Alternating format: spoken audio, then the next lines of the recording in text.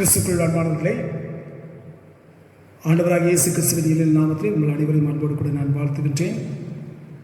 மீண்டுமாக இந்த காணொலி மூலமாக இந்த பரிசுத்தமான ஓய்வு நாளில் ஆராதனை நாம் அனைவருமாக ஒருவர் நாம் சந்திக்கிறதுக்காக கற்றுக் கொடுத்த வாய்ப்புகளுக்காக ஆண்டவருக்கு நான் நன்றி செலுத்துகின்றேன். இந்த வழிபாட்டிலே நாம் தேவ பிரசனத்தை உணரத்தக்கதாக ஜெப செய்தியோடு கூட நாம் பங்கடைவோம். கர்த்தர் நம்மை ஆசீர்வதிப்பதாக. ஜெபம் செய்வோம்.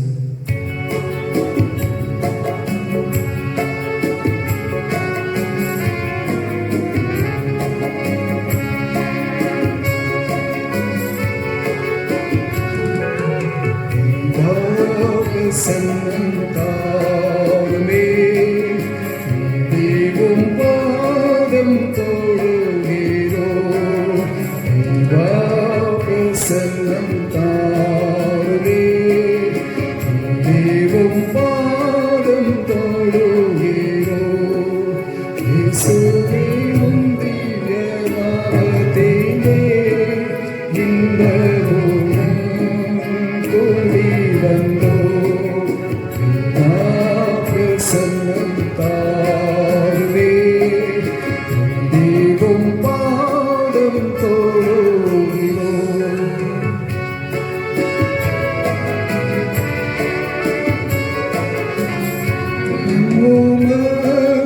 சிங்காசனம் பூமி உமது பாதசனம் வானமுமது சிங்காசனம் பூமி உமது பாதசனம் பணிந்து குனிந்து தொழுகிறோ கனிந்தன்மை கண் பாருமே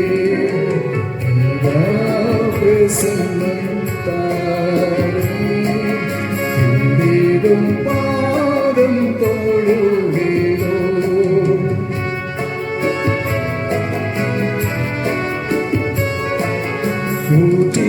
கூட்டிருபது பேனடுவே தேற்றன வாழலே வந்தீரே கூட்டிருபது பேனடுவே வாழனே வந்தீரே உன்னத ஆவியை முற்றிடுமே மன்னவரே நேரவே பிரசன்னம் தாருவே தேவும் பாதம் தொழுகிறோ. கிருபையும் இரக்கம் நிறைந்த எங்கள் பரலோக பிதாவே, நீ தந்த இந்த புதிய பரிசுத்தமான ஓய்வு நாளுக்காகவும் பகல் வேளைக்காகவும் நன்றியுடன் துதிக்கிறோம், ஸ்தோத்திரிக்கிறோம். சுவாமி, உம்முடைய சமூகத்தை நோக்கி நாங்கள் பார்க்கும்படியாக ஆண்டவரே, உம்முடைய ஆலய பிரகாரத்திற்கு நாங்கள் கடந்து வர இயலவில்லை என்றாலும் இந்த காணொலியின் மூலமாக கர்த்தாவே நாங்கள் இருக்கின்ற இடங்களிலிருந்து உம்மை நோக்கி பார்த்து அப்பா பிதா என்று உம்மை அழைக்கும்படியாகவும் ஆண்டவர் கொடுத்த வாய்ப்புகளுக்காக நமக்கு நன்றி செலுத்துகிறோம், ஸ்தோத்திரிக்கிறோம். சுவாமி, ஆண்டவரே, நாங்கள் உம்மை ஆராதிப்பதற்காக நாங்கள் வந்திருக்கின்றோம்.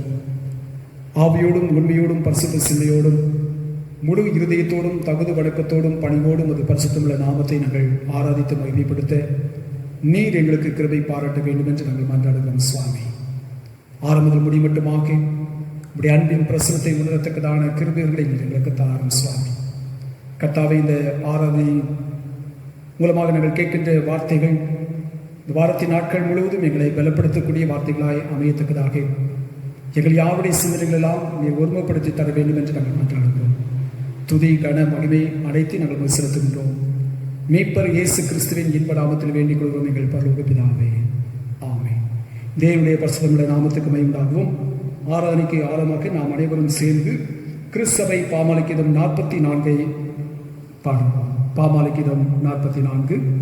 உன்னதமான கர்த்தரே, இவ்வோய்வு நாளை தந்திரே, இதற்காக இமை போற்றுவோம், சந்தோஷமாய் ஆராதிப்போம். பாமாலைக்கீதம் 44.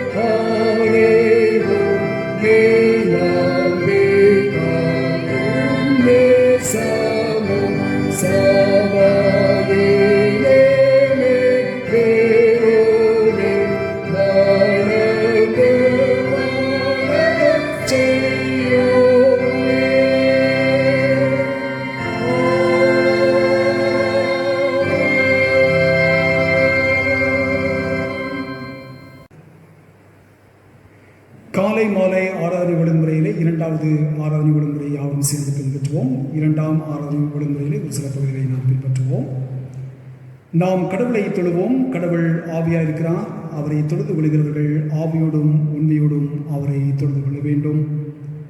நம்முடைய பிதாவாகிய கடவுளாலும் கர்த்தராகிய இயேசு கிறிஸ்துவினாலும் உங்களுக்கு கிருபையும் சமாதானமும் உண்டாவதாக. இது கர்த்தர் முன்பு பண்ணின நாள். இதை களி கூர்ந்து மகிழ கிடுவோம். நமக்கு அருளப்பட்ட பரிசுத்த ஆவியினால் கடவுளின் அன்பு நமது இருதயங்களில் ஊற்றப்பட்டிருக்கிறது. ஆண்டவரே, எங்கள் உதடுகளை திறந்தருளும். அப்பொழுது எங்கள் வாய் உம்முடைய புகழை அறிவிக்கும்.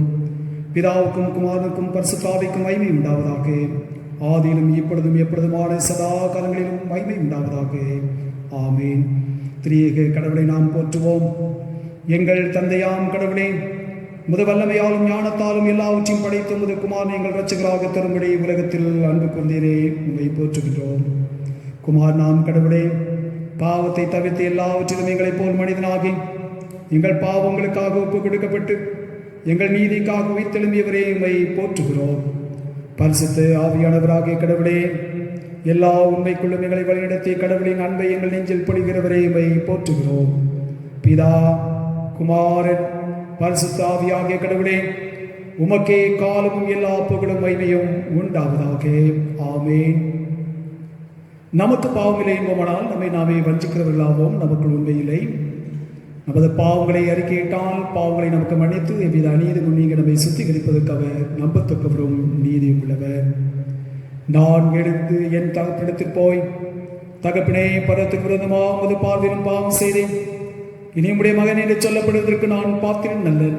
உம்முடைய கூலிக்காரர்கள் ஒருவனாக என்னை வைத்துக் கொள்ளும் என்பேன். கடவுள் ராஜ்யம் சமீபத்திருக்கிறது. மனம் திரும்பி சுவிசேஷத்தில் நம்பிக்கை வையுங்கள். நமது பலவீனங்களுக்காக பரிதபிக்க முடியாத பிரதான ஆசிரியர் நமக்கிறாமல் எல்லா விதத்திலும் நம்மை போல் சோதிக்கப்பட்டோம். பாவம் இல்லாத பிரதான ஆசிரியரே நமக்கு இருக்கிறார். நாம் முழங்கால் படிவிட்டு மௌனமாக நம்மை நாமே சோதனை செய்வோம்.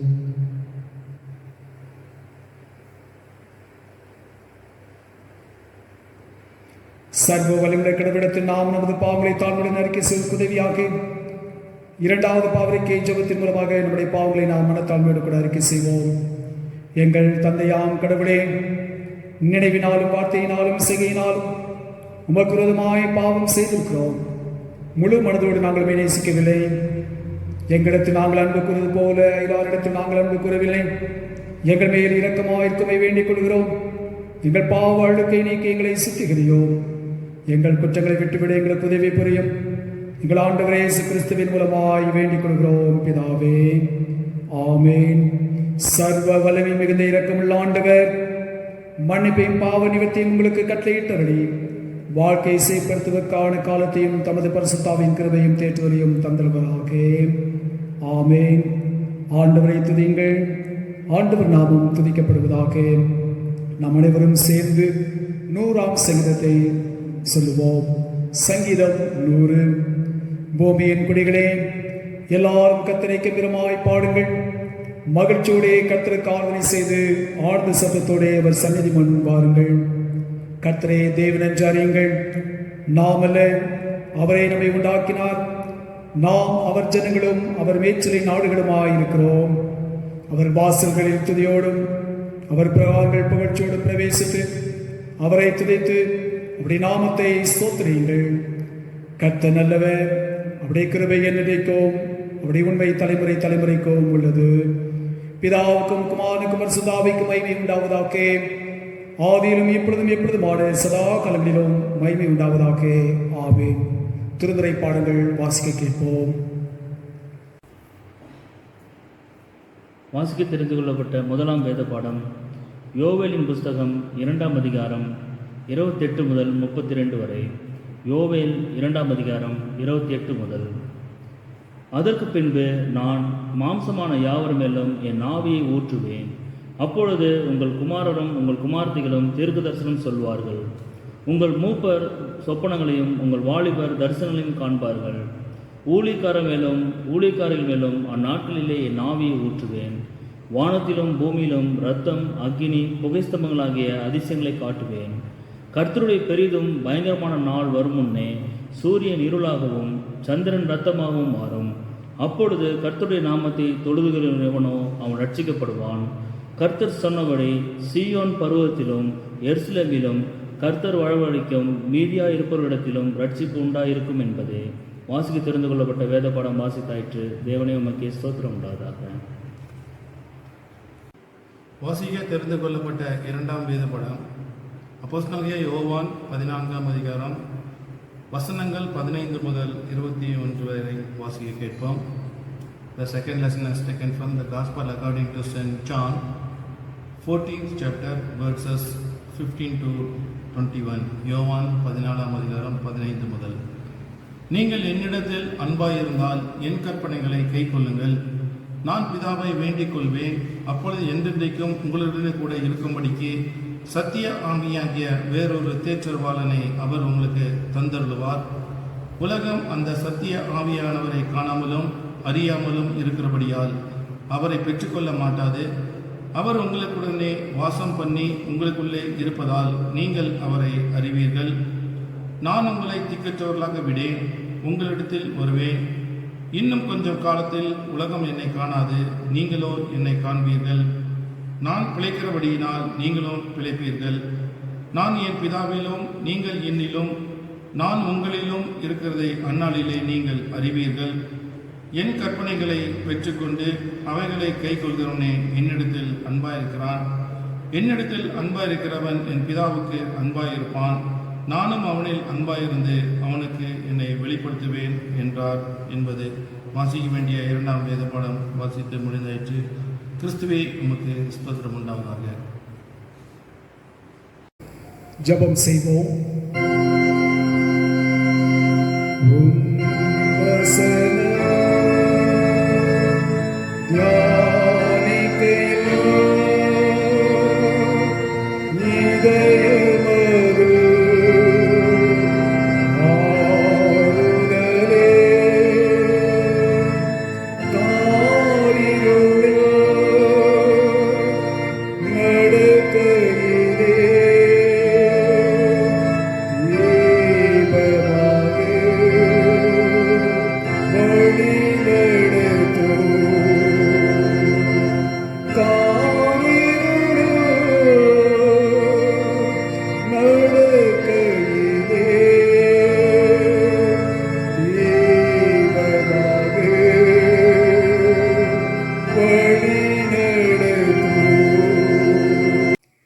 எங்களை நேசித்து எங்களை பராமரித்து வழிநடத்தி வருகின்றீர்கள் பரலோக பிதாவே, உடைய பரிசுத்தமுள்ள நாமத்திற்கு நாங்கள் கனத்தையும் மகிமையும் துதியும் ஸ்தோத்திர பலிகளை செலுத்துகின்றோம்.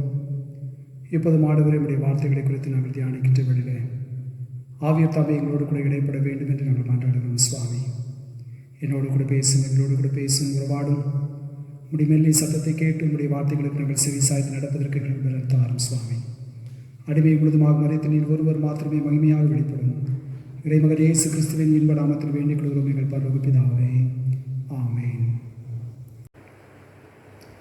கிறிஸ்துவுக்குள் அன்பானவர்களே, இந்த பரிசுத்தமான ஓய்வு நாளிலும் தேவனுடைய வார்த்தைகளை நாம் கேட்பதற்காக ஆண்டவர் நமக்கு கொடுத்த வாய்ப்புகளுக்காக நான் ஆண்டவரை ஸ்தோத்திரிக்கிறேன். ஆண்டவராக இயேசு கிறிஸ்துவின் இளைய நாமத்தில் உங்களுக்கு கிருபையும் சமாதானமும் உண்டாவதாக என்று சொல்லி உங்களுடைய அன்போடு கூட நான் வாழ்த்துகின்றேன். நம்முடைய தென்னிந்திய திருச்சபையினுடைய வழிபாட்டின் முறைமையின் அடிப்படையில் நாம் சிந்திப்பதற்காக நமக்கு கொடுக்கப்பட்ட தலைப்பு தூய ஆவியரின் வாக்குறுதி என்ற தலைப்பிலே நாம் சிந்திப்பதற்காக நாம் அழைக்கப்பட்டிருக்கிறோம். தூய ஆவியரின் வாக்குறுதி, promise of the Holy Spirit என்ற தலைப்பிலே நாம் சிந்திக்க நாம் அழைக்கப்பட்டிருக்கின்றோம். நம்முடைய ஆண்டவர் இயேசு கிறிஸ்து உலகில் பாடுபட்டு மறைத்து அடக்கம் பண்ணப்பட்டு அவர் சொன்னபடி 3ஆம் நாளில் உயிர்த்தெழுந்தார். உயிர்த்தெழுந்த பின்பு விண்ணுலகிற்கு அவர் சென்றார். விண்ணுலகிற்கு சென்று 10 நாட்களுக்கு பிறகு வருகிற அந்த ஞாயிற்றுக்கிழமை தான் பரிசுத்த ஆவியின் திருநாள் என்று அழைக்கப்படுகிறது, அல்லது திருச்சபையின் பிறந்த நாள் என்று அழைக்கப்படுகிறது. இந்த நாளானது திருச்சபையினுடைய ஒரு புதிய யுகத்தை காண்கின்ற அல்லது ஒரு புதிய யுகம் துவங்குகின்ற ஒரு நாள் என்று சொன்னால் அது மிகையாவது. அது பெந்தெகோஸ்தே நாள் என்று அழைக்கப்படுகிறது. இதனை நாம் அப்போஸ்தலர் நடவடிக்கையின் புத்தகம் 2வது அதிகாரம் 16ஆம் வசனத்திலிருந்து 39ஆம் வசனம் வரையிலுமாக இருக்கிற பகுதியை நாம் வாசித்து பார்ப்போம் என்றால் அதை நாம் தெளிவாக நாம் அறிந்து கொள்ள முடியும். திருச்சபையினுடைய புது யுகத்திலே இயேசு கிறிஸ்துவினுடைய வாக்கின்படி பரிசுத்த ஆவியானவர் பூர்ணமாக வெளிப்பட்டார். இதையும் நாம் திருமுறை மூலமாக நாம் அறிந்து கொள்கின்ற ஒரு உண்மையாக இருக்கிறது. அப்படி என்றால் இயேசு கிறிஸ்துவினுடைய வாக்குறுதி என்ன, அவர் எத்தனை விதமான வாக்கை நமக்கு கொடுத்திருக்கிறார் என்று நாம் பார்க்கின்ற பொழுது யோவான் நற்செய்தி 14வது அதிகாரம் 16வது வசனம் சொல்கிறது, நான் பிதாவை வேண்டிக் கொள்ளுவேன், அப்பொழுது என்னென்றைக்கும் உங்களுடனே கூட இருக்கும்படிக்கு சத்திய ஆவியாகிய வேறொரு தேற்றரவாளனை அவர் உங்களுக்கு தந்தருள்வார். நான் பிதாவை வேண்டிக் கொள்வேன், என்றென்றைக்கும் உங்களுடனே கூட இருக்கும்படிக்கு சத்திய ஆவியானவராகிய பரிசுத்த ஆவியை உங்களுக்கு அவர் தேற்றரவாளனாக கொடுப்பார் என்று சொல்லி நாம் இந்த வசனத்தின் மூலமாக நாம் அறிந்து கொள்கின்ற உண்மையாக இருக்கிறது. இதுதான் ஆண்டவராகிய இயேசு கிறிஸ்து நமக்கு கொடுத்த வாக்கு என்பதில் நாம் நிலைத்திருக்க நாம் அழைக்கப்பட்டதாக இருக்கிறோம். ஏன் ஆண்டவர் இந்த வாக்குறுதியை கொடுத்தார், எதற்காக ஆண்டவர் கொடுப்பதற்கான அவசியம் என்ன என்று நாம் யோசித்து பார்க்கின்ற பொழுது, சிந்தித்து பார்க்கின்ற பொழுது அவருடைய சீஷர்கள் துக்கம் அடைந்திருந்தார்கள் என்று சொல்லி நாம் வேதத்தில் பார்க்கிறோம். இந்த ஆண்டவராகிய கிறிஸ்து நமக்கு கொடுத்த அந்த வாக்குறுதி துக்கத்தினுடைய சூழ்நிலையில் இருக்கின்ற மக்களுக்கு ஒரு ஆறுதலை கொடுக்கத்தக்கதாக, ஒரு தேற்றுதலை கொடுக்கத்தக்கதாக, ஒரு தைரியத்தை கொடுக்கத்தக்கதாக, ஒரு நம்பிக்கையை கொடுக்கத்தக்கதாக, அல்லது ஒரு உறுதிப்பாட்டை உங்களுக்கு தரத்தக்கதான ஒரு வாக்குறுதியாக இருக்கிறது. இந்த சீஷர்கள் துக்கம் அடைந்திருந்தார்கள். அந்த வார்த்தைகளை சீஷர்கள் கேட்டதினாலே அவர்களுக்கு துக்கம் இருந்தது என்று சொல்லி நாம் திருமறையில் நாம் பார்க்கின்றோம். யோவான் நற்செய்தி நூல் 16வது அதிகாரம் 22ஆம் வசனத்தை நாம் வாசித்து பார்க்கின்ற பொழுது வேதம் சொல்கிறது, நீங்களும் இப்பொழுது துக்கம் அடைந்திருக்கிறீர்கள், நான் மறுபடியும் உங்களை காண்பேன்.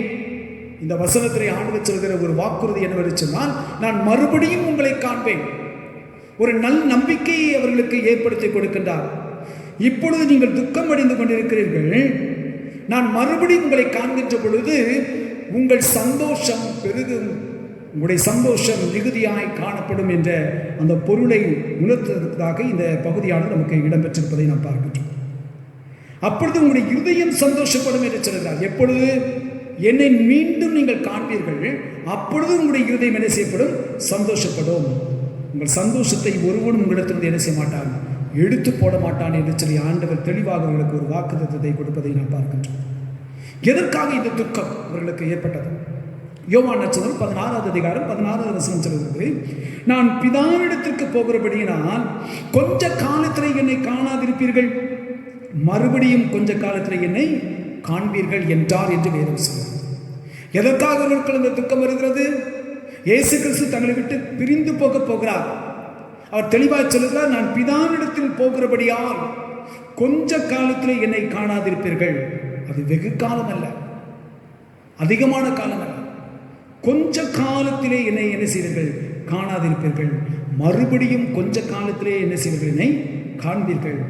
ஆகியவர்கள் துக்கத்தோடு கூட சோர்வோடு கூட இருக்கின்ற, தேற்றல் இல்லாத ஒரு சூழ்நிலை, கவலையோடு கூட இருக்கின்ற நிலையில் தான் ஆண்டவர்களுக்கு அந்த வாக்குறுதியை தெளிவாக கொடுக்கின்றார். கிறிஸ்துக்குள்ளான தேவனுடைய நம்முடைய வாழ்க்கையில் கூட நாம் எத்தனையோ சூழ்நிலைகளில், எத்தனையோ சம்பவங்களிலே நாம் தோல்வி அடைகின்ற சம்பவங்களிலே, அல்லது நாம் எதிர்பார்க்கின்றதான எதிர்பார்ப்புகள் நம்முடைய வாழ்க்கையிலே நடைபெறவில்லை என்று சொன்னால், நாம் எதிர்பார்க்கின்ற நன்மைகள் நம்முடைய வாழ்விலே கிட்டவில்லை என்று சொன்னால், நம்முடைய இருதயம் சோர்ந்து போகிறது, துக்கம் நிரப்புகிறது, துக்கத்தினாலே நம்முடைய இருதயம் களைத்து போகிறது.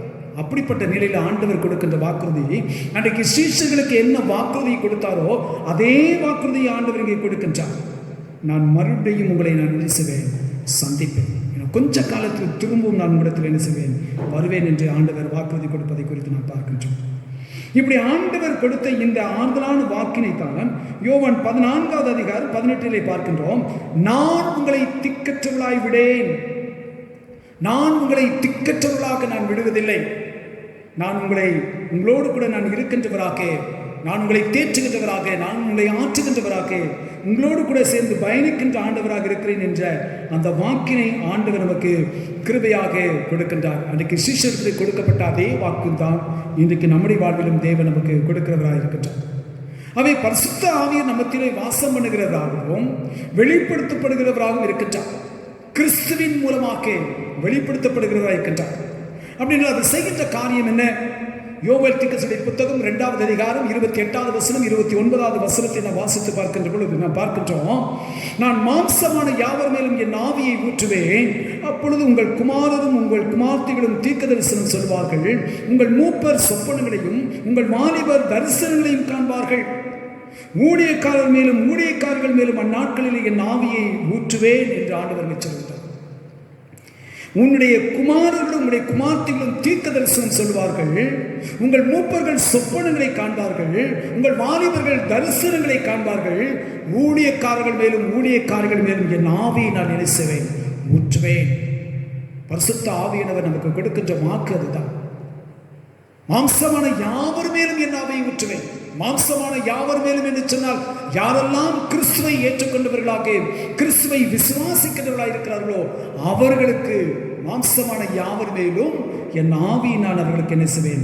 ஊற்றுவேன். அப்பொழுது தரிசனங்கள் காண்கின்றவர்களாக தீர்க்க தரிசனம் சொல்கின்றவர்களாக மாறுவார்கள், சொப்பனங்களை காண்கின்றவர்களாய் மாறுவார்கள் என்று சொல்லி வேதம் நமக்கு தெளிவாச்சு. இதுதான் பரிசுத்த ஆவியுடைய கிரியா இருக்கிறது. இது இப்போது நடந்திருக்கிறது, நடந்து கொண்டிருக்கிறது. வேதம் சொல்வது அப்போஸ்தலர்களின் புத்தகம் 2வது அதிகாரம் 16வது வசனத்தை வாசித்து பார்க்கின்ற பொழுது, தீர்க்கதரிசியாகிய யோவேலினால் உரைக்கப்பட்டபடியே இது நடந்தேறுகிறது என்று வேதம் சொல்கிறது. அன்றைக்கு நடைபெற்றது என்பதோடு மாத்திரமல்ல, இன்றைக்கும் நம்முடைய வாழ்க்கையுடைய காலகட்டத்திலும் அது நடைபெற்றுக் கொண்டுதான் இருக்கிறது என்பதை நாம் மறுக்கிறார். இக்காலம் என்று சொல்கின்ற பொழுது கடைசி காலமாயிருக்கிறது. இந்த காலம் எப்படிப்பட்ட காலம்? நமக்கு கடைசி காலம், கிறிஸ்துவனுடைய வருகை சமயமாக இருக்கின்ற ஒரு காலம். என்றால் இன்றைக்கு உலகத்தில் நடைபெறுகிற ஒவ்வொரு சம்பவங்களை குறித்து நாம் பார்க்கின்ற பொழுது கிறிஸ்துவனுடைய வருகை சமயமாக இருக்கிறது என்பதை ஒவ்வொரு நிகழ்வுகளும் நமக்கு நினைவுபடுத்துகின்ற காரியங்களாக இருக்கிறது என்பதை நாம் ஒருபோதும் நாம் மறந்துவிடக்கூடாது. மாம்சமான யாவர் மேலும் என் ஆவியை ஊற்றுவேன். எதற்காக நான் ஊற்றுவேன்? கர்த்தருடைய நாமத்தை தொழுது கொள்கிறவர்கள் ரட்சிக்கப்படுவார்கள், அநேகர் ரட்சிக்கப்படும்படிக்கு பரிசுத்த ஆவியை நான் என்ன செய்வேன்? ஊற்றுவேன் என்று சொல்லிட்டார். அநேகர் ரட்சிக்கப்பட வேண்டும். தொழுது கொள்கிறவர்கள் மூலமாக ரட்சிப்பை இவர்கள் பெற்றுக்கொள்ள வேண்டும். அநேக ரட்சிப்புக்குள் வர வேண்டும், மீட்பை சுதந்திரத்துக் கொள்ள வேண்டும் என்பதற்காக நான் கடைசி நாட்களிலே நான் ஆவியானவரை நான் ஊற்றுவேன் என்று சொல்லி ஆண்டவரை தெளிவாய் குறிப்பிடுவதை குறித்து நாம் பார்க்கின்றோம். அவை இப்படிப்பட்ட ஆண்டவர் நமக்கு பரிசுத்த ஆவியரை கொடுத்திருக்கிறார். இந்த பரிசுத்த ஆவியர் குறித்து நான் சில காரியத்தை நான் திருமுறையின் வாயிலாக உங்களோடு கூட நான் பகிர்ந்து கொள்ள நான் விரும்புகின்றேன். முதலாவதாக, பரிசுத்த ஆவியர் என்று அழைக்கப்படுகிற இவர் யார் என்பதை நாம் தெளிவாக அறிந்து கொள்ள வேண்டும். இவர் எப்படிப்பட்டவர் என்பதை நாம் தெளிவாக அறிந்து கொள்ள வேண்டும். இவர் யார்? அவர் எப்பொழுதும் நம்முடன் கூட இருக்கின்றவர். ஆண்டவராக இயேசு கிறிஸ்து, அவருக்கு ஒரு நாமம் கொடுக்கப்பட்டிருந்தது, இம்மானுவேல் என்று அழைக்கப்பட்டார். இம்மானுவேல் என்று சொன்னால் தேவன் நம்மோடு கூட இருக்கின்றார். பழைய பாட்டுடைய புத்தகத்திலே பிதாவானவர் தன்னுடைய நாமத்தை குறித்து சொல்கின்ற பொழுது இருக்கிறவராகவே இருக்கிறேன் என்று சொல்கின்றார். அவை அவர் எப்பொழுதும் இருக்கிறவராக இருக்கின்றவர். அவர் பரிசுத்த ஆவியராக நம் மத்தியிலே இப்போது உலாவிக் கொண்டிருக்கின்றார், அசைமாடிக் கொண்டிருக்கின்றார். நம்மோடு கூட அவர் உறவாடுகிற கடவுளாக இருக்கின்றார். அந்த கடவுள் எப்படிப்பட்டவர் என்று சொன்னால் நம்முடன் எப்போதும் இருக்கின்ற கடவுளாக இருக்கின்றார். யோவான் 14வது அதிகாரம் 16வது வசனம் சொல்கிறது, என்றென்றைக்கும் உங்களுடனே கூட இருக்கும்படிக்கு சத்திய ஆவியாகிய வேறொரு தேற்றவாளனை அவர் உங்களுக்கு தந்தருள்வார். நான் பிதாவை நோக்கி நான் வேண்டிக் கொள்வேன், அப்பொழுது என்றென்றைக்கும் எல்லா காலத்திலும் சதா காலத்திலும் இடைவிடாதபடிக்கு உங்களுடனே கூட இருக்கும்படிக்கு சத்திய ஆவியாகிய வேறொரு தேற்றவாளனை அவர் உங்களுக்கு என்ன செய்வார்? கொடுப்பார் என்று சொல்லி வேதம் சொல்கிறது. சதா காலம் என்று சொன்னால் இடைவிடாதபடிக்கு எல்லா காலத்திலும் என்றென்றைக்கும் அவர் நம்மோடு கூட இருக்கின்ற ஆவியராக இருக்கின்றார் என்று சொல்லி திருமுறை நமக்கு சொல்கிறது. நாம் உலகத்தில் வாழ்ந்து கொண்டிருக்கின்றோம். உலகத்தில் உள்ளவர்கள் சொல்வார்கள், நாம் கவலையோடு கூட இருக்கின்ற பொழுது, தயக்கத்தோடு கூட இருக்கின்ற பொழுது, அல்லது பயத்தோடு கூட, அல்லது ஒரு திகைப்போடு கூட நாம் இருக்கின்ற பொழுது, அல்லது சோர்வோடு கூட இருக்கின்ற பொழுது, கவலைப்படாது நான் இருக்கிறேன்னு சொல்வார்கள்.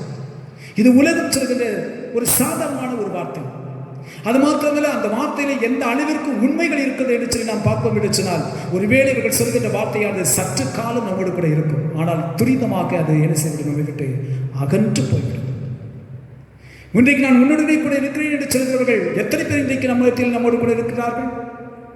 நான் உனக்கு அதை செய்வேன், இதை செய்வேன், நான் எப்பொழுதும் உன்னுடனே கூட இருக்கிறேன் என்று சொன்னவர்கள் எத்தனை பேர் இன்றைக்கு நம்மோடு கூட வாழ்ந்து கொண்டு இருக்கிறார்கள்? சற்று நம்ம யோசித்து பார்க்கணும். இதுதான் உலகம். அதை உலகம் நம்மை சிநேகிக்கும். உலகத்தை நாம் சிநேகிக்கின்ற பொழுது உலகம் நம்மை சிநேகிக்கின்றது. உலகத்தினுடைய சிநேகத்தினாலே நான் இருக்கிறேன் என்று சொல்கின்ற அந்த வார்த்தையானது உலகத்தை நாம் பகைக்கின்ற பொழுது அந்த சிநேகம் முழுவதும் நம்மை விட்டு என்ன செய்கிறது, கடந்து போய்விடுகிறது.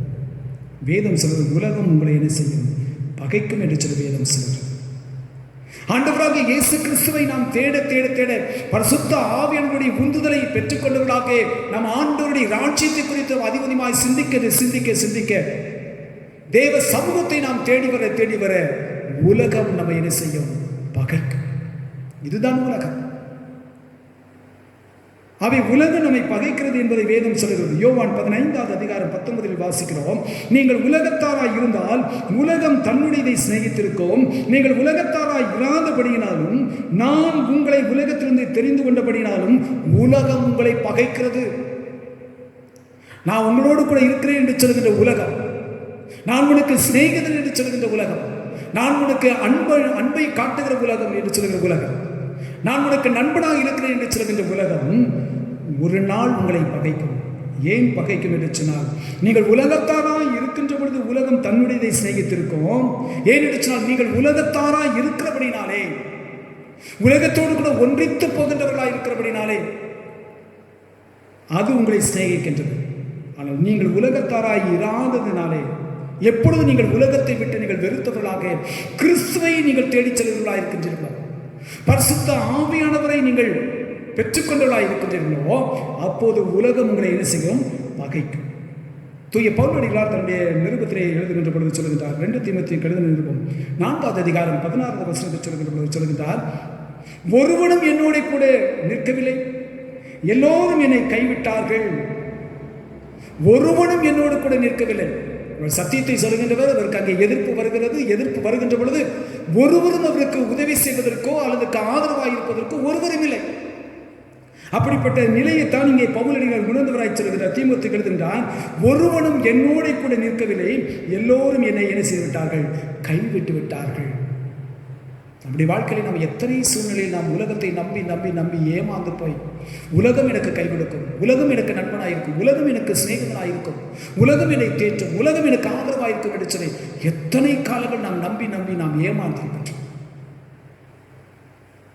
அந்த உலகம் நம்மை ஒரு நாளில் என்ன செய்கின்றது, பகைக்கின்றது. அப்படி பகைக்கின்ற பொழுது தூய ஆவியர் நம்முடனே கூட இருந்து நம்மை திடப்படுத்துகிறவராக, நம்மை தேற்றுகின்ற ஆண்டவராக இருக்கின்றார், நம்மை தைரியப்படுத்துகிற ஆண்டவராக இருக்கின்றார், நமக்கு நம்பிக்கை கொடுக்கின்றவராக இருக்கின்றார், விசுவாசத்தை உறுதிப்படுத்தி கொடுக்கின்ற ஆவியராக நம்மத்திலே அவர் எப்பொழுதும் கூட நம்மோடு கூட இருக்கின்றவராய் இருக்கிறார் என்று சொல்லி திருமுறை நமக்கு சொல்கிறது. மாத்திரமல்ல, அவர் சத்திய ஆவியவராய் இருக்கின்றார். சத்திய ஆவியர் என்பதை நாம் தெளிவாக நாம் உணர்ந்து கொள்ள வேண்டும், அறிந்து கொள்ள வேண்டும். யோவான் 15வது அதிகாரம் 26வது வசனம் சொல்கிறது, பிதாவினிடத்தில் நான் உங்களுக்கு அனுப்ப போகிறவரும் பிதாவினிடத்திலிருந்து புறப்படுவருமாகிய சத்திய ஆவியான தேற்றவாளன் வரும்போது அவர் என்னை குறித்து சாட்சி கொடுப்பார். பிதாவினிடத்தில் நான் உங்களுக்கு அனுப்ப போகிறேன். அவர் எப்படிப்பட்டவராய் இருப்பார் என்று சொன்னால், சத்திய ஆவியானவராய் தேற்றவாளனாய் இருப்பார், சத்தியத்தை கொண்டவராக இருப்பார். சத்தியம் என்றால் எது? ஆண்டவராக இயேசு கிறிஸ்துவே சத்தியம், அவருடைய வார்த்தைகளே சத்தியம், இறைவனுடைய வார்த்தைகளை நமக்கு, வசனங்களை நமக்கு சத்தியம், அவர் கொடுத்த வேதமே நமக்கு சத்தியம். அப்படிப்பட்டவராக சத்தியம் நிறைந்தவராய் அவர் இருப்பார். அவர் ஏன் இப்படி அழைக்கப்படுகிறார்? சத்தியம் அவருக்குள் இருக்கிறது. சத்தியம் என்பது இயேசு கிறிஸ்து அவருக்குள் இருக்கின்றார். ஆண்டவராக இயேசு கிறிஸ்து பரிசுத்த ஆவியானவராக இந்த காலகட்டத்திலே நம்ம மத்தியில் என்ன செய்து கொண்டிருக்கிறார், செயல்பட்டு கொண்டிருக்கின்றார். அவருடைய சத்தியம் இன்றைக்கும் நம்ம என்ன செய்து கொண்டிருக்கிறது, அழைத்து கொண்டு தான் இருக்கிறது. அவருடைய சத்தியம் இன்றைக்கும் நமக்கு புது வாழ்வை கொடுக்கக்கூடியதாக இருக்கிறது, நம்பிக்கையை கொடுக்கக்கூடியதாக இருக்கிறது, விசுவாசத்தை உறுதிப்படுத்தி கொடுக்கக்கூடியதான சத்தியமாக இருக்கிறது என்பதை நாம் தெளிவாக நாம் அறிந்து கொள்ள நாம் அழைக்கப்படுகின்றோம். இப்படிப்பட்ட ஆவியானவர் நம்முடன் எப்படி இருக்கின்றாராம்? அவர் போதிக்கின்றவராயிருக்கின்றார். நம்மோடு கூட என்னைக்கும் இருக்கின்றவர். அவர் சத்தியம் கொண்டவராக, சத்திய ஆவியானவராக நம்மோடு கூட இருக்கின்றார். அது மாத்திரமல்ல, அவர் நமக்கு போதிக்கின்ற நல்ல ஒரு சிறந்த ஒரு போதகராக இருக்கின்றார். அவர் எப்படி நமக்கு போதிக்கின்றார்? அறிவை உணர்த்தி போதிக்கிறவராயிருக்கின்றார். நெகேமியாவுடைய புத்தகம் 9வது அதிகாரம் 20வது வசனம் சொல்கிறது, அவர்களுக்கு அறிவை உணர்த்த உம்முடைய நல் ஆவியை கட்டளையிட்டீர். அவர்களுக்கு அறிவை உணர்த்த உம்முடைய நல் ஆவியை நீர் கட்டளையிட்டீர். அப்படின்றால் நமக்கு அறிவில்லாதவர்களுக்கு அறிவை உணர்த்தக்கூடியவராக, ஞானமற்றவர்களுக்கு ஞானத்தை கொடுக்கக்கூடியவராக, விவேகமற்றவர்களுக்கு விவேகத்தை கொடுக்கக்கூடியவராக, நமக்கு போதிக்கின்ற ஆவியராக அவர் நம்மத்திலே அவர் செயல்படுகிறவராக இருக்கிறார் என்பதை நாம் புரிந்து கொள்ள நாம் அழைக்கப்பட்டவர்களாக இருக்கிறோம். அது மாத்திரமல்ல, நாம் எவைகளை பேச வேண்டும், எந்த இடத்துல எப்படிப்பட்ட காரியங்களை குறித்து நாம் பேச வேண்டும் என்பதை குறித்து நமக்கு போதிக்கிறவராக ஆவியராக இருக்கின்றார். லூக்கா நற்செய்தி 12வது அதிகாரம் 11வது வசனம் 12வது வசனத்தை நாம் வாசித்து பார்க்கிற வேதம் சொல்கிறது, அன்றியும் ஜெப ஆலய தலைவர்களுக்கும் துரைத்தனங்களுக்கும் அதிகாரம் உள்ளவர்களுக்கும் முன்பாக உங்களை கொண்டு போய் விடும்போது எப்படி எண்ணத்தை மாறுத்திரமாக சொல்லுவோம் என்றும் எதை பேசுவோம் என்றும் கவலைப்படாதிருங்கள். நீங்கள் பேச வேண்டியவர்களை பரிசுத்த ஆவியானவர் அந்நேரத்தில் உங்களுக்கு போதிப்பார் என்றார். உங்களை கண்டிப்பாக ஜெப ஆலய தலைவர்கள் இடத்திலும் துரைத்தனங்கள் இடத்திலும் அதிகாரம் உள்ள இடத்திலும் உங்களை கொண்டு போய் நிறுத்துவார்கள். நிறுத்துகின்ற பொழுது எவைகளை குறித்து அவர்களுக்கு பதிலாக சொல்வது, அவர்கள் கேட்கின்ற கேள்விகளுக்கு எப்படி நான் பதில் சொல்வது என்று நீங்கள் தயக்கமடைய வேண்டாம். இந்த திகைப்பு உங்களுக்கு வேண்டாம். அவர்கள் எல்லாவற்றையும் குறித்து அவர் என்ன செய்வார்? நீங்கள் என்ன பேச வேண்டும் என்பதை குறித்து பரிசுத்த ஆவியானவர் உங்களுக்கு என்ன செய்வாராம்? கற்றுக் கொடுப்பார், போதிப்பார், உங்களுக்கு நினைவில் கொடுத்துவார். நீங்கள் பேச வேண்டிய பரிசுத்த ஆவியானவர் நேரத்தில் உங்களுக்கு என்ன செய்வாராம்? போதிப்பார் என்று சொல்லி வேதம் சொல்லுங்கள். பவுல் தன்னுடைய நிறுவனத்தில் குறிப்பிடுகின்றார். 1 கொரிந்தியர் புத்தகம் 2வது அதிகாரம் 13வது வசனத்தில் நாம் வாசிக்கின்றோம், அவைகளை நாங்கள் மனுஷ ஞானம் போதிக்கிற வார்த்தைகளால் பேசாமல் பரிசுத்த ஆவி போதிக்கிற வார்த்தைகளோடு பேசி ஆவிக்குரியவர்களை ஆவிக்குரியவர்களோடு சம்பந்தப்படுத்தி காட்டுகின்றோம். ஆவிக்குரியவர்களை நாங்கள் ஆவிக்குரியவர்களோடு கூட சம்பந்தப்படுத்தி காட்டுகின்றோம். எப்படி நாங்கள் சம்பந்தப்படுத்தி காட்ட முடிகிறது? நாங்கள் போதிக்கப்பட்டிருக்கிறோம். எவைகளில் நாங்கள் போதிக்கப்பட்டிருக்கிறோம்? பரிசுத்த ஆவி போதிக்கிற வார்த்தைகளாலே நாங்கள் போதிக்கப்பட்டிருக்கிறோம். அப்ப பவுலுடைய ஊழியத்தின் பாதைகளிலே அவர் கண்டுகொண்ட ஒரு அனுபவம் என்ன சொன்னால், தூய ஆவியர் அவரோடு கூட சதாக்களம் இருந்து அவருக்கு எவைகளை போதிக்க வேண்டுமோ, எவைகள் அவர்களை கற்றுக்கொள்ள வேண்டுமோ, அவர்கள் எவைகளை சொல்ல வேண்டுமோ அவர்கள் எல்லாவற்றையும் அவர்களுக்கு என்ன செய்கிறார்கள்? சம்பந்தப்படுத்தி அவர்களுக்கு போதிக்கின்றார். மாத்திரமல்ல, அப்போஸ்தலன் யோவான் எழுதுகின்றார். 1 யோவான் 2வது அதிகாரம் 27வது வசனம் சொல்கிறது, நீங்கள் அவராலே பெற்ற அபிஷேகம் உங்களில் நிலைத்திருக்கிறது, ஒருவரும் உங்களுக்கு போதிக்க வேண்டுவதில்லை. அந்த அபிஷேகம் சகலத்தின் குறித்து உங்களுக்கு போதிக்கிறது, அது சத்தியமாயிருக்கிறது, பொய்யல்ல. அது உங்களுக்கு போதித்தபடி அவர்கள் நிலைத்திருப்பீர்களாக்கே. இங்கே அப்போஸ்தலன் சொல்லுகின்றார், நீங்கள் அவராலே பெற்ற அபிஷேகம். யாராலே பெற்ற அபிஷேகம்? பரிசுத்த ஆவியாராலே பெற்றுக்கொண்ட அபிஷேகம் உங்களில் நிலைத்திருக்கிறது. அந்த விசுவாசம் நமக்கு வேண்டும். அந்த விசுவாசம் நமக்குள் இருக்குதா?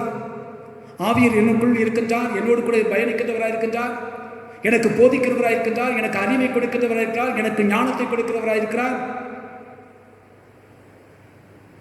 என்கின்ற அந்த சிந்தனை நமக்குள் இருக்கிறதா? அந்த விசுவாசம் நமக்குள் இருக்கிறதா? அந்த அபிஷேகத்தை உங்கள் நிலைத்திருக்கிறது. ஒருவரும் உங்களுக்கு போதிக்க வேண்டுவதில்லை. ஆவியர் நம்மளோடு கூட போதிக்கிற அந்த போதனை காட்டில் இந்த உலகத்தில் சிறந்த போதனை யாராலும் கொடுக்க முடியாது. எவ்வளவு வேத பண்டிதராக இருந்தாலும் சரி, எவ்வளவு இறையில் கற்றுக்கொண்டவராக இருந்தாலும் சரி, எவ்வளவு ஞானவனாக இருந்தாலும் சரி, எவ்வளவு அறிவை படைத்தவராக காணப்பட்டாலும் சரி, ஆவியர் கற்றுக் கொடுப்பது போல எந்த ஒரு அறிவாளியும் எந்த ஒரு ஞானவாளும் இதுவரையிலும் ஒருவருக்கும் கற்றுக் கொடுத்ததில்லை. பரிசுத்த ஆவியர் அப்படிப்பட்டவராக அவர் அபிஷேகத்தோடு கூட நமக்கு என்ன செய்கிறாராம்? போதிக்கிறவராக இருக்கின்றார். ஆயினுடைய உங்களுக்கு போதிக்க வேண்டியதில்லை, ஒருவரும் உங்களுக்கு போதிக்க வேண்டியதில்லை. அந்த அபிஷேகம் சகலத்தையும் குறித்து உங்களுக்கு என்ன செய்கிறது? போதிக்கிறது. அவர் உங்களுக்கு கொடுத்ததான அந்த அபிஷேகமானது ஒவ்வொரு நாளும் சகலவற்றையும் குறித்து, உங்கள் வாழ்வை குறித்து, உங்களுடைய எதிர்காலத்தை குறித்தும், உங்களுடைய சூழ்நிலைகளை குறித்தும் எல்லாவற்றையும் உங்களுக்கு என்ன செய்கிறது? சத்தியமாக உங்களுக்கு என்ன செய்கிறது? போதித்து உங்களை நடத்துகிறது என்று சொல்லி வேதம் சொல்கிறது. அவை பரிசுத்த ஆவியானவர் நமக்குள்ள என்ன செய்கிறார்? போதிக்கிறவராக உங்களுடைய செயல்படுகிறவராக இருக்கின்றார். அது மாத்திரமல்ல, சத்தியத்திற்குள் நம்மை நடத்துகிறவராக இருக்கிறார். அதை நாம் புரிந்து கொள்ள வேண்டும். சத்தியமாகிய இயேசு கிறிஸ்துவுக்குள் நம்மை அனுதினமும் நம்மை என்ன செய்து கொண்டிருக்கிறார், நடத்தி கொண்டிருக்கின்றவராக இருக்கின்றார். எப்படி அவரை குறித்து சாட்சி சொல்ல வேண்டுமோ நம்மை நடத்துகிறவர் என்று அவரை சாட்சி சொல்ல வேண்டும் என்றால் அதுக்கு முந்தின பகுதியிலே பவுல் இந்த பகுதியில் சொல்கின்ற பொழுது சாட்சி கொடுக்கின்றவராக இருக்கின்றார். எப்படி சாட்சி கொடுக்கின்றவராக இருக்கின்றார்?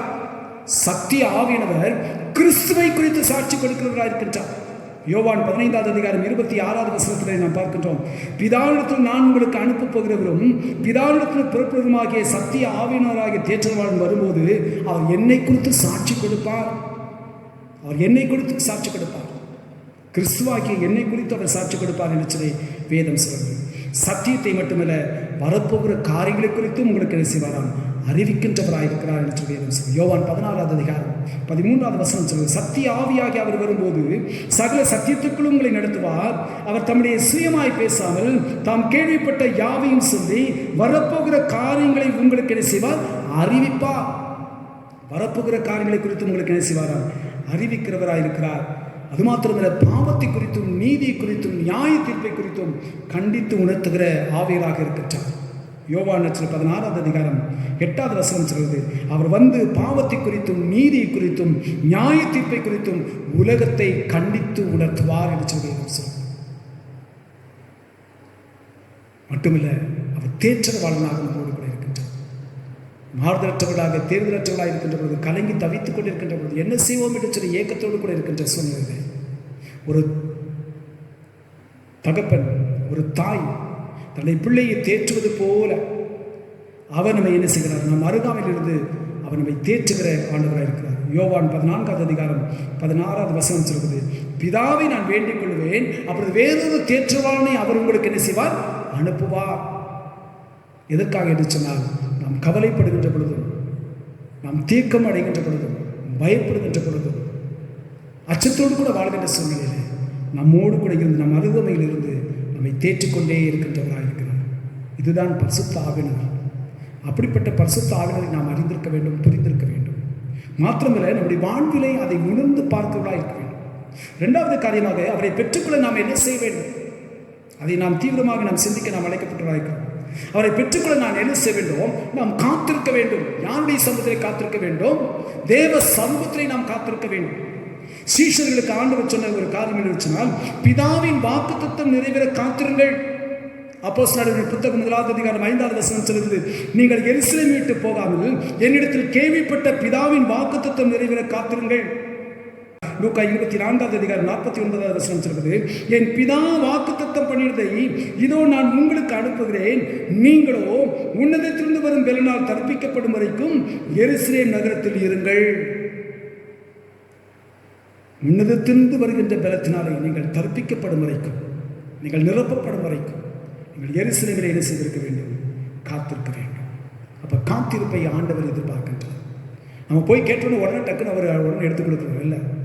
நம்ம எவ்வளவாக நம்ம வாஞ்சையோடு கூட இருக்கின்றோம், எவ்வளவாக நாம் அதை பெற்றுக்கொள்ள வேண்டும் என்ற அந்த வாஞ்சை நமக்கு காணப்படுகிறது என்பதை ஆண்டவர் அறிந்துதான் நமக்கு என்ன செய்வார், கொடுப்பார். அது மட்டுமாக நாம் தேவ சமூகத்தில் என்ன செய்ய வேண்டும், ஜெபத்தோடு கூட விசுவாசத்தோடு கூட நாம் காத்திருக்க நாம் அழைக்கப்பட்டவர்களாக இருக்கிறோம். விசுவாசத்தோடு கூட நாம் காத்திருக்க நாம் அழைக்கப்பட்டவர்களாக இருக்கின்றோம். வேதம் சொல்வது லூக்கா 11வது அதிகாரம் 13வது வசனத்தை வாசித்து பார்ப்போம் என்று சொன்னார், பரமபிதாவானவர் தமிழத்தில் வேண்டிக் கொள்வர்களுக்கு பரிசுத்தாவியை கொடுப்பது அதிக நிச்சயம் அல்லவா?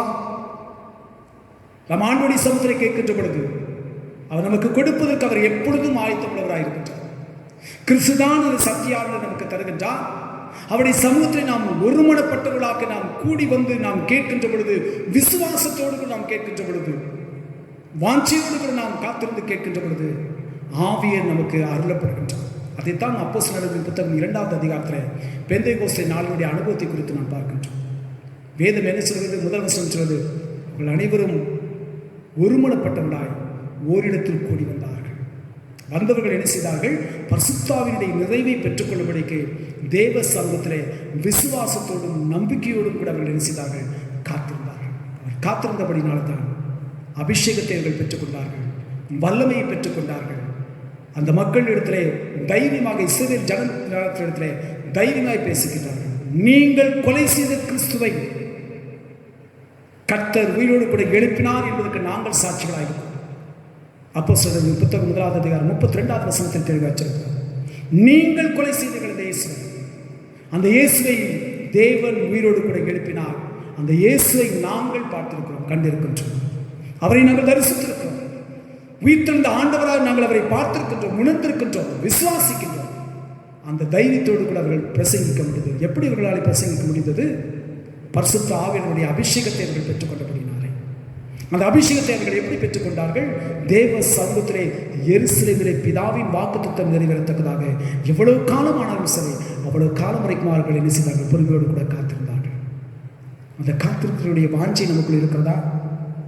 ஆவியானவர் எனக்குள் அருளப்படுவார், எனக்கு ஊற்றப்படுவார், என்னை அபிஷேகிப்பார் என்ற விசுவாசம் நமக்குள் இருக்கின்றதா?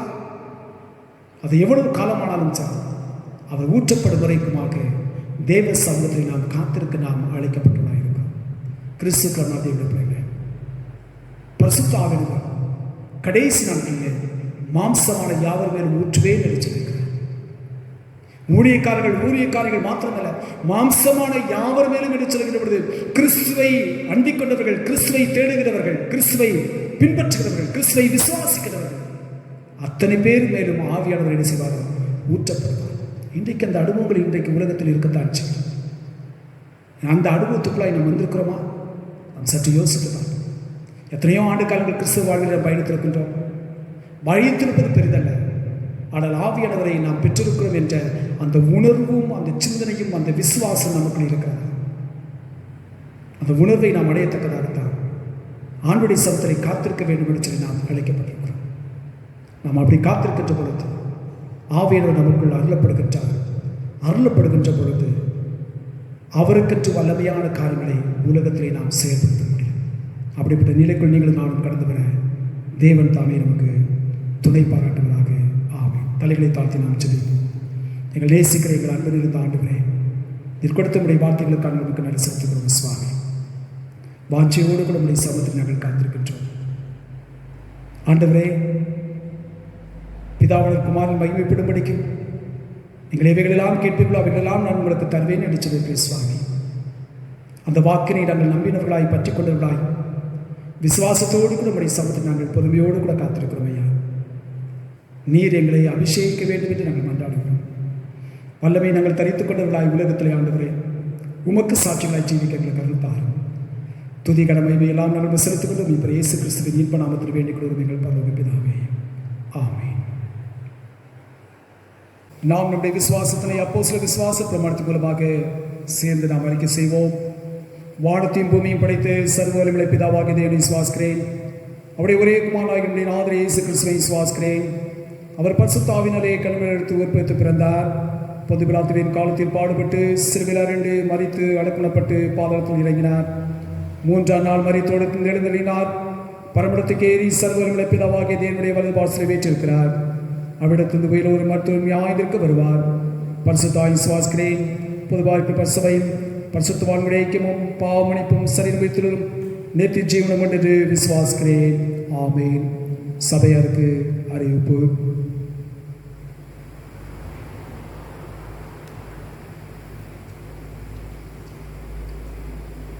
திருமண அறிக்கை. நமது சபையைச் சேர்ந்து திரு கே சுப்பிரமணியன் அவர்களின் குமாரன் செல்வன் எஸ் பிரசாத்தும் சிஎஸ்ஐ திருச்சி தஞ்சை திருமண்டலம் தென்னிலை போது சேகரம் சிஎஸ்ஐ இமானுவேல் திருச்சபையைச் சேர்ந்து திரு சி இமானுவேல் அவர்களின் குமாரத்தை செல்வி ஐ ரம்யாவும் பெரியவர்களால் நிச்சயிக்கப்பட்டு திருமணம் செய்து கொள்ளப் போகிறார்கள். இவர்களை பரிசுத்தமை விவாகத்தில் சேர்க்கக்கூடாது நியாயமான தடைகள் காரணங்கள் உண்டென்று உங்களில் யாராலும் அறிந்திருந்தால் அதன் எழுத்து மூலம் எனக்கு தெரியப்படுத்தும்படி கேட்டுக்கொள்ளப்படுகின்றீர்கள். இது இவர்களுக்கு முதலாம் திருமண அறிக்கை. ஜெபம் செய்வோம். எங்கள் நேசிக்கிற எங்கள் அன்பு நிறைந்த ஆண்டவரே, கிருபையாய் நீ கொடுத்த இந்த நல்ல வேலைக்காக நமக்கு நன்றி செலுத்துகின்றோம். விசேஷமாக திருமண உடன்படிக்கை உறவிலே இணைக்கப்பட இருக்கின்ற அருமையான பிள்ளைகளாக்கிய பிரசாத்தையும் ஆண்டவரே ரம்யாவையும் அதை திருக்கரத்தில் நாங்கள் ஒப்புக் கொடுத்து நாங்கள் சேவிக்கின்றோம். இந்த பிள்ளைகளை நீர் ஆசீர்வதிப்பீராக. ஆண்டுடைய திருநாமத்திற்கு மகிமையாக இந்த பிள்ளைகளை ஏற்ற வேளையில கணவன் மனைவியாய் இணைக்கப்பட்டு சுவாமி ஆண்டவரே உடைய நாமத்துக்கு மகிமையாக தன்னுடைய குடும்ப வாழ்வினர்கள் பிரவேசித்து நாமத்துக்கு மகிமையாக தன்னுடைய குடும்பத்தை கட்டி எழுப்ப எல்லா விதமான அருளையும் நீதாமை தரும்படியாக இந்த சமுத்திர ஒப்புக்கொண்டு நாங்கள் செபிக்கிறோம். இந்த திருமண ஆராதனைக்காகவும் திருமண நிகழ்வுகளுக்காகவும் அருமையான குடும்பத்தின் பிள்ளைகள் எடுத்துக்கொள்கிற பிரயாச முயற்சிகளை கர்த்தர் கிருபையா ஆசீர்வதித்தாரும் சுவாமி. எல்லாவற்றையும் ஆண்டவருடைய நாமத்துக்கு மகிமையாக செய்து முடித்து முதலாமத்தை முது பிள்ளைகள் மகிமைப்படுத்த அருள் பாராட்டும். இவர்களைப் போல கர்த்தாவை திருமண உடன்படிக்கை உறவில் இணைக்கப்பட இருக்கின்ற எல்லா பிள்ளைகளுக்காக ஜெபிக்கிறோம் சுவாமி. அவர்களையும் அவருடைய குடும்பத்தின் பிள்ளைகளையும் நீர் ஆசீர்வதித்து வழிநடத்த வேண்டும் என்று இறைமகன் இயேசு கிறிஸ்துவின் இன்ப நாமத்தில் வேண்டிக் கொள்கிறோம் எங்கள் பரலோக பிதாவே, ஆமென். தொடர்ந்து நாம் ஜெபம் செய்வோம்.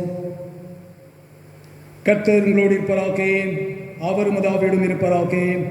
கர்த்தாவே எங்களுக்கு இறங்கும், கிறிஸ்துவே எங்களுக்கு இறங்கும், கர்த்தாவே எங்களுக்கு இறங்கும்.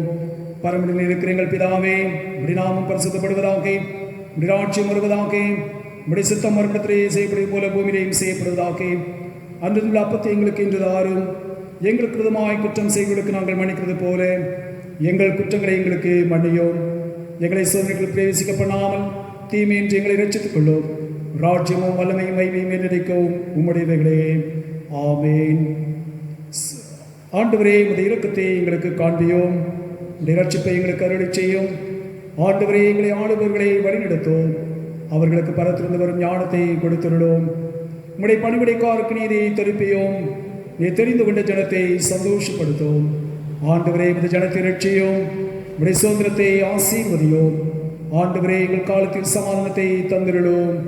தேவரீரே அல்லாமல் உலகத்தை ஆளுபவர் வேறு ஒருவரும் இல்லை. கடவுளே, எங்கள் இருதயங்களை சுத்திகரியும், உடைய பரிசுத்தாவை எங்களிடத்திலிருந்து எடுத்துக்கொள்ளாதையும். சமாதானத்திற்காக நாம் ஜெபிப்போம். சமாதானத்திற்காக நாம் ஏக சிந்தை விரும்புமாய் கடவுளே, மெய்யறிவதை நித்திய ஜீவன், மெய் சேவிப்பதை மெய் சுயாதீனம், தேவரே தஞ்சமாய் கொண்டிருக்கும் அடியராய் நாங்கள் எந்த விரோதிகளுடைய வல்லமைக்கும் பயப்படாதிருக்கும்படியாக எங்கள் சத்துக்கள் செய்கிற எல்லா பிரயத்தனங்கள் என்று எங்கள் ஆண்டவரே இயேசு கிறிஸ்துவின் வல்லமையினால் எங்களை காப்பாற்றியவர்களோம். ஆமென். தேவனுடைய கிருபைக்காக நாம் ஜெபிப்போம்.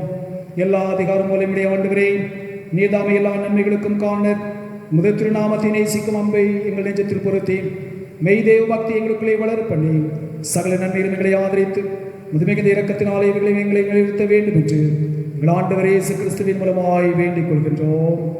ஆமென். நாம் அனைவரும் சேர்ந்து பொதுவான ஸ்தோத்திர ஜெபத்தை எழுப்போம்.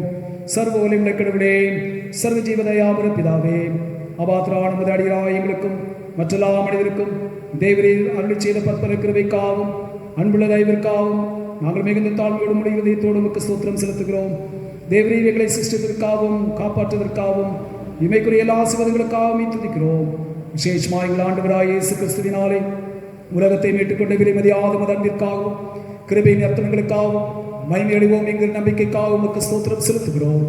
நாங்கள் உண்மையாய் நன்றி அறிந்திருந்தவர்களாய் இருக்கவும் எங்களை முது ஊழியத்துக்கு ஒப்பு கொடுத்து எங்கள் வாழ்நாள் அவருக்கு முன்பாக பரிசுத்தம் நீதிகளாய் நடக்கவும் எங்கள் வாக்கினாலே மாத்திரமல்ல எங்கள் நடக்கினாலும் உடைப்புகளை பிரஸ்தாபப்படுத்தவும் தேவரை செய்த வாரங்களை எல்லாற்றும் உணர்ந்து கொள்ளும் உணர்வை எங்களுக்கு அருளி செய்ய வேண்டும் என்று எங்கள் ஆண்டவராக இயேசு கிறிஸ்துவின் மூலமாய் வேண்டிக் கொள்கிறோம்.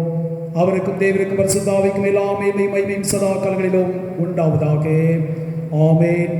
ஈத்தரெடுத்து ஒருமனப்பட்டு உண்மை நோக்கி எங்கள் பொதுவான விண்ணப்பங்களை செய்ய எங்களுக்கு கிருபையளித்த சர்வ கடவுளே, 2 பேராவது 3 பேராவது என் நாமத்தினாலே கூடி வரும் பொழுது அவர்கள் கேட்குடைய நினைச்சுவேன் என்று வாக்களிக்கிறேன். கர்த்தாவே, முதலடியாய் எங்களுக்கு வேண்டிய நன்மைகள் உண்டாக்கி எங்கள் விருப்பங்களை வேண்டுதலும் எப்பொழுது நிறைவேற்றி எம்மையை சந்தித்து அறிகிற அறிவையும் மறுமையின் ஜீவனையும் எங்களுக்கு கட்டளையிட்டார்களோ.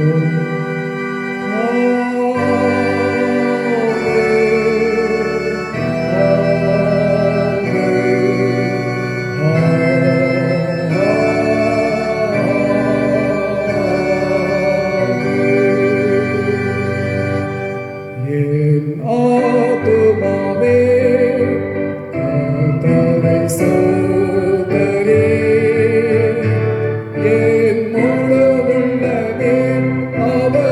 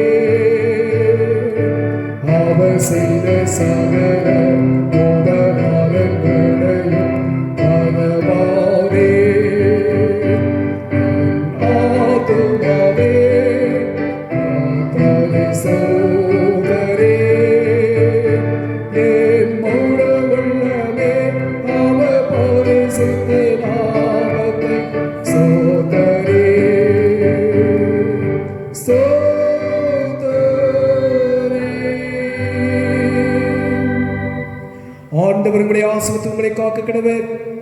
ஆண்டவர் தம்முடைய முகத்தை உங்கள் மேல் பிரகாசிக்க பண்ணி உங்கள் மேல் கிருபையாயிருக்க கடவர்.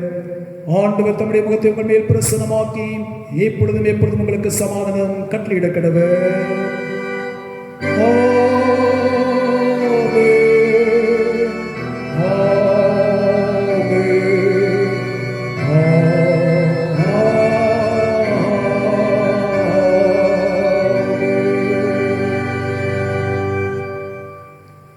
God bless you.